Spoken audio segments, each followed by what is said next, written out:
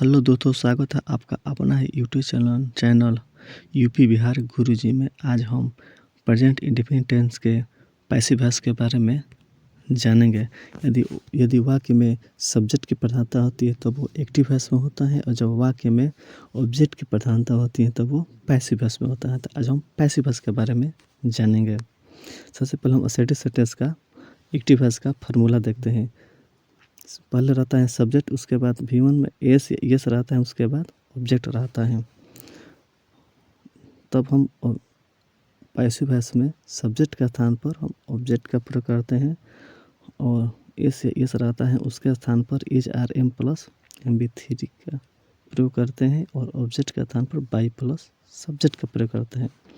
दोस्तों, हमेशा याद रखना, सब्जेक्ट का स्थान पर हमेशा ऑब्जेक्ट का प्रयोग करते हैं, और ऑब्जेक्ट का स्थान पर बाई प्लस सब्जेक्ट का प्रयोग करते हैं।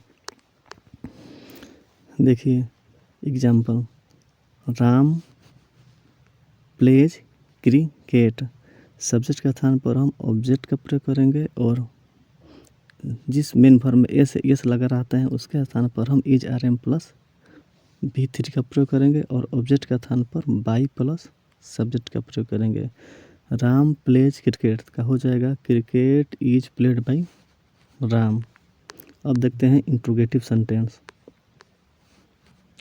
यदि वाक्य के प्रारंभ में डू या डज रहता है, उसके बाद सब्जेक्ट भी और उसके बाद V1 प्लस ऑब्जेक्ट रहता है, तब हम डू या डज के स्थान पर इज आर एम, सब्जेक्ट के स्थान पर ऑब्जेक्ट, V1 के स्थान पर V3 और ऑब्जेक्ट के स्थान पर बाई प्लस सब्जेक्ट का प्रयोग हम करते हैं। दोस्तों, हमेशा याद रखना, हेल्पिंग वर्ब के स्थान पर हेल्पिंग वर्ब का ही प्रयोग करते हैं, और सब्जेक्ट के स्थान पर ऑब्जेक्ट का ही प्रयोग करते हैं। और जहाँ पर भी V1 दिखाई दे या V2 दिखाई दे या V5 दिखाई दे, उसका स्थान पर कभी भी हमेशा V3 का ही प्रयोग करते हैं। V3 मतलब होता है MB3, और ऑब्जेक्ट का स्थान पर बाई प्लस सब्जेक्ट का प्रयोग करेंगे।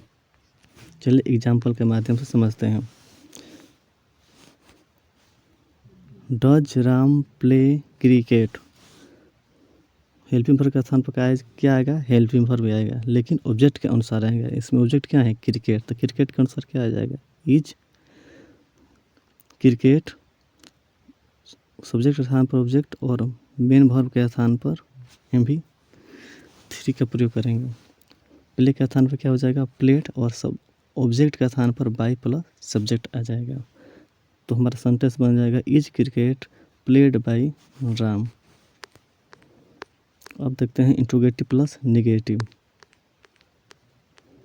देखिए इसका फार्मूला क्या होता है। डू या डज आता है, उसके बाद सब्जेक्ट, उसके बाद नॉट आता है, V1 आता है, प्लस ऑब्जेक्ट आता है।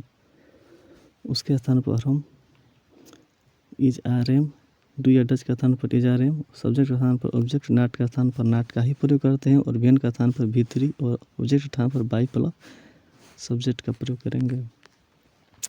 चलिए एग्जाम्पल देखते हैं। Does Ram not play cricket, क्या हो जाएगा? Is cricket not played by Ram.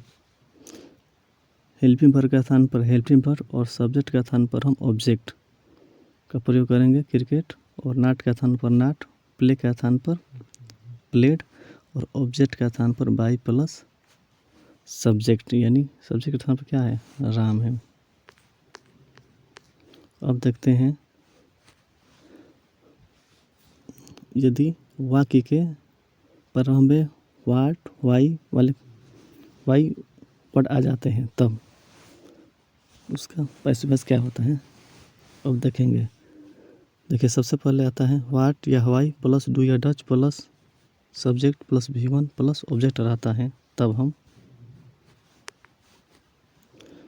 वाट या हवाई के स्थान पर हम वही वर्ड लिखते हैं। उसके बाद हेल्पिंग वर्ब के स्थान पर हेल्पिंग वर्ब ही लिखते हैं, और सब्जेक्ट का स्थान पर ऑब्जेक्ट, V1 का स्थान पर V3 और ऑब्जेक्ट के स्थान पर बाई प्लस सब्जेक्ट का प्रयोग करते हैं। चलिए अब एग्जाम्पल देखते हैं।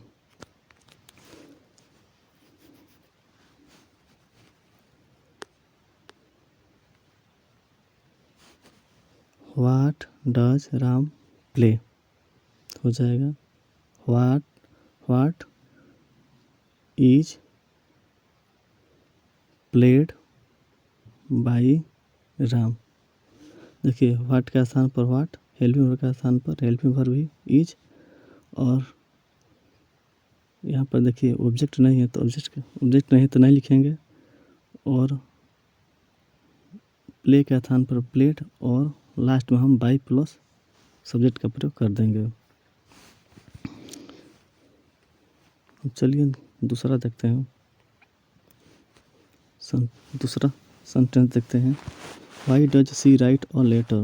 वाई के स्थान पर हो गया वाई, हेल्पिंग वर्ब के स्थान पर हो गया हेल्पिंग वर्ब, सब्जेक्ट के स्थान पर क्या हो गया ऑब्जेक्ट, और MB1 के स्थान पर हो गया MB3, और ए लेटर के स्थान पर होगा by plus her. Why does she write a letter, तो हो जाएगा why is a letter written by her.